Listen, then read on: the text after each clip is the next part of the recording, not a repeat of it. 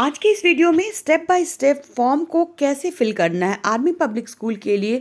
जब आपके पास score card आता है, स्कोर कार्ड के आगे की जो प्रोसेस है, यानी कि जो आप अप्लाई करते हो, उसको हम स्टेप बाय स्टेप जानेंगे कि आपको जो फॉर्म है वो कैसे फिल करना है। वो मैं आपको आज की वीडियो में बताऊंगी। इसके अलावा आर्मी पब्लिक स्कूल प्रयागराज की वैकेंसी आई हुई है, जिसके बारे में हम देखेंगे। साथ ही साथ आपके कई और अलग सवाल हैं जिसके जवाब मैं इस वीडियो में आपको दूंगी।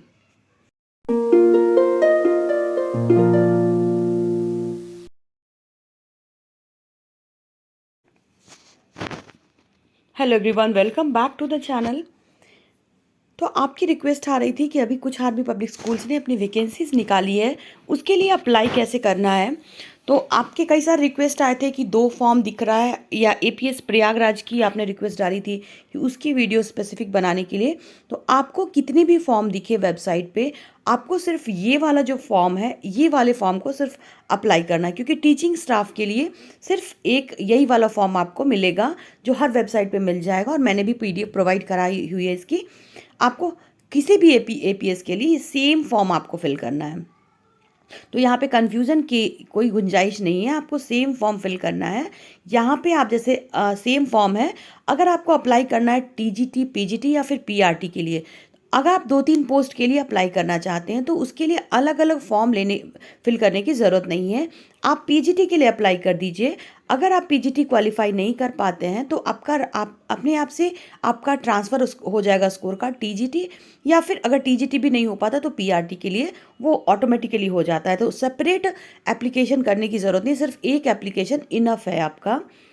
अब इसको फिल कैसे करना है, तो आप जहाँ पर जिस भी स्कूल में आप अप्लाई कर रहे हैं, और इस वाले कॉलम में आपका जो इसका नाम आपको डालना है। जिस भी स्कूल में आप अप्लाई कर रहे हैं, यहाँ पर आपको उसका नाम फिल करना है। यहाँ पर आपको उसका नाम फिल करना है। अगेन नाम के बाद चलते हैं आगे। आपको यहाँ पर अपनी कॉन्टैक्ट डिटेल फिल करनी है। नाम आपको ब्लॉक लेटर्स में डालना। पहले आप अपना नाम लिखेंगे, फिर आप अपने सन, डॉटर, वाइफ ऑफ। तो यहाँ पर आपके पिताजी का नाम, या फिर आपकी जो, अगर आप मैरिड हैं तो आप अपने हस्बैंड का नाम यहाँ पे लिख सकते हैं। डेट ऑफ बर्थ आपको लिखनी है, आपकी नेशनलिटी इंडियन यहाँ पे लिखनी है, आपका स्टेट, जो भी आप स्टेट से बिलोंग करते हैं वो लिखना है, और आपका फुल कॉरेस्पॉन्डेंस एड्रेस यहाँ पर लिखा जाएगा। इसके आगे आपको अपनी कॉन्टैक्ट डिटेल्स भरनी है, और आपका जो ऑक्यूपेशन है, यानी कि आप जो भी कहीं पे आप वर्क कर रहे हैं तो उसकी डिटेल आपको डालनी है। आप नहीं वर्क कर रहे हैं तो आप इसको ब्लैंक छोड़ सकते हैं, कोई भी इससे फ़र्क नहीं पड़ता है।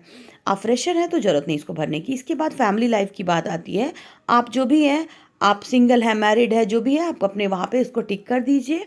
अगर आप मैरिड हैं या विडोड है तो उसके बारे में आपको अपने स्पाउस के बारे में यहाँ पर, और आपके चिल्ड्रन के बारे में डिटेल फिल करना होगा, क्योंकि जब आप यहाँ पे ज्वाइन करते हैं तो आपको जो फैसिलिटीज़ मिलती है वो अवेल करने के लिए वो यहाँ पर आपको मेंशन करना पड़ता है।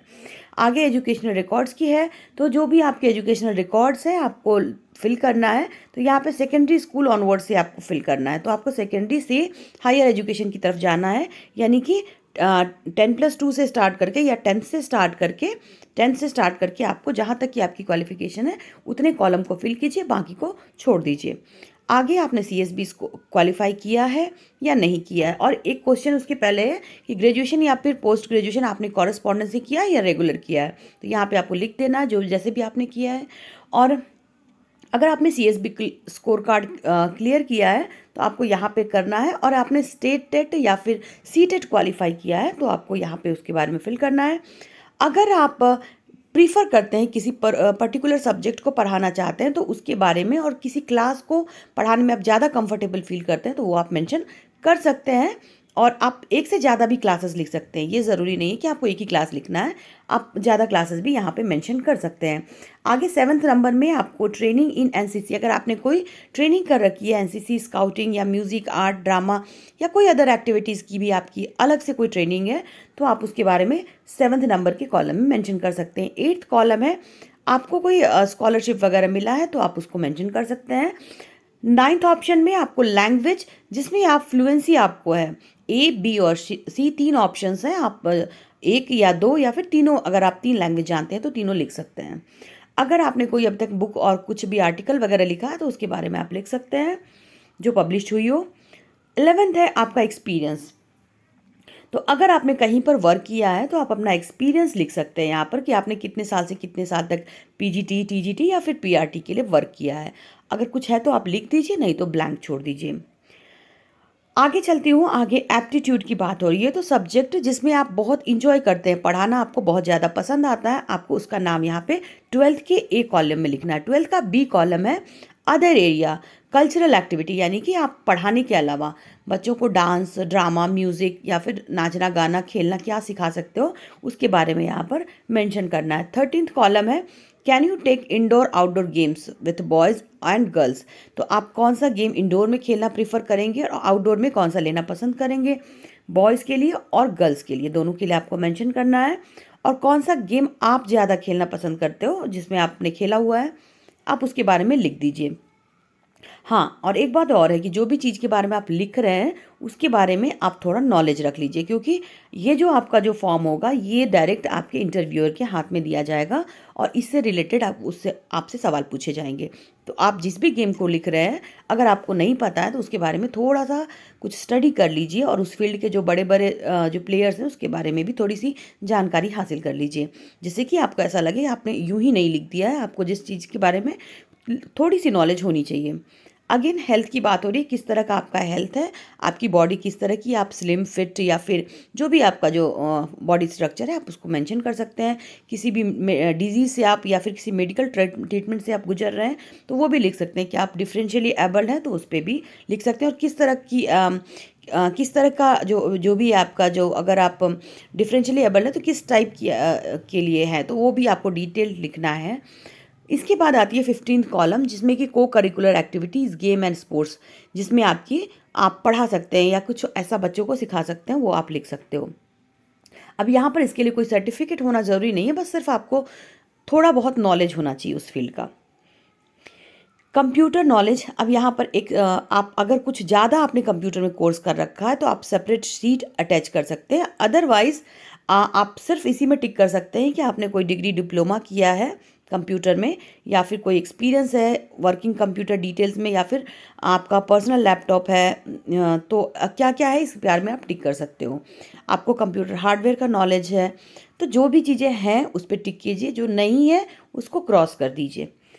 17th कॉलम में अगर आप यहाँ पर answering please indicate personal characteristic interest and here, यहाँ पर आपको क्या करना है ना कि आप जो आर्मी पब्लिक स्कूल के बारे में आपके अपने पर्सनल वैल्यूबल क्या फीडबैक है, क्या आप सोचते हो, वो आपका अपना जो भी है, आप यहाँ कोई अच्छी अच्छी बातें लिख सकते हो। 18th कॉलम में आपको कोई ऐसे रेफरेंसेस देने हैं which should know well personally you have to intimate knowledge of your work. अब यहाँ पर रिलेटिव को मेंशन नहीं करना है, तो ऐसे कुछ वेल नोन 2 लोगों का नाम और एड्रेस देना है। इन केस अगर आपके बारे में उनको कांटेक्ट करना है, पता करना है, तो वेरीफाई करने के लिए उन लोगों से ये कांटेक्ट कर सकते हैं। तो आप रिलेटिव का यहाँ नहीं दे सकते हो, आप किसी फ्रेंड का या किसी का दे सकते हो जो आपके बारे में अच्छा बताए। अगर ये कॉल करें तो उन लोगों का नेम और एड्रेस आपको मेंशन करना है with phone number. 19th column है अगर आप सेलेक्ट होते हो सीएसबी इंटरव्यू के दौरान और या नहीं सेलेक्ट होते, दोनों ही केस में at dash on dash I have been not been selected for appointment. तो यहाँ पर क्या करना है, आपका 19th कॉलम जो यहाँ पर अटैच हुआ है कि आई हैव, अगर आप सेलेक्ट होते हो, यहाँ पर आपको ये वाला कॉलम जो है 19th कॉलम जो है ये आपको फिल करना है, जिसमें आपको लिखना है कि अगर आपने पहले कभी सीएसबी इंटरव्यू आपने क्लियर किया है या फिर आपने अपीयर हुए हो इंटरव्यू में, क्वालिफाई हुए हो या फिर नहीं हुए हो, उसके भी बारे में लिखना है कि आप सपोज़ कि आपने कहीं इंटरव्यू दिया है लेकिन आपकी अपॉइंटमेंट नहीं हुई थी उस टाइम में, तो वो आप यहाँ पे लिख सकते हो। 19th कॉलम में ये आपको लिखना है। 20th है आपको जस्ट ये एक अगर आपके मतलब एक टर्म एंड कंडीशन है, अग्रीमेंट है, जिस पे आपको साइन करनी है फाइनली, और आपको डेट डालना है, डेट मेंशन करना है। तो ये मैंने शॉर्ट में एक बार बताया, इसकी मैंने डिटेल में भी बना रखी है वीडियो कि कैसे एक एक कॉलम को आप फिल करो। जो थोड़े बहुत अपडेट हुए हैं, क्योंकि फॉर्म हर साल थोड़ा बहुत अपडेट हो जाता है, इसलिए मैंने वापस से ये वीडियो बनाया ये बताने के लिए कि फॉर्म को कैसे फिल करना है। अगर आपको इसमें कोई भी डाउट हो तो आप कमेंट करना, मैं उसके लिए सेपरेट वीडियो आपको फिर से प्रोवाइड करा दूँगी। जिस भी तरह की आपको हेल्प चाहिए आप ज़रूर कमेंट में लिख दो, तो मैं आपको उसके लिए अलग से हेल्प प्रोवाइड करा दूँगी। अभी फ़िलहाल एपीएस प्रयागराज की वैकेंसी आई हुई थी, तो मुझे एक सब्सक्राइबर ने पूछा था कि आप इसके लिए सेपरेट वीडियो बनाओ। इसके लिए मैंने वापस से ये फिर से डाला है। तो एप्लीकेशन सबकी सारे स्कूल की सेम है, तो आप कंफ्यूज ना हो। इसके अलावा कोई और फॉर्म आपको नहीं फिल करना है। तो आपको हो सकता है डाउनलोड करते समय 2-3 फॉर्म आ जाए, लेकिन आपको यही वाला फॉर्म फिल करना है और भेजना है। तो कन्फ्यूज़न इसमें नहीं रखिए, आप यही वाला फॉर्म अप्लाई कीजिए। और कोई भी डाउट हो तो आप कमेंट करके पूछ लीजिए, मैं आपको सेपरेट वीडियोज़ के लिए प्रोवाइड करा दूँगी। मिलती हूँ जल्दी ही नेक्स्ट वीडियो में। Till then goodbye and take care. Thanks for watching.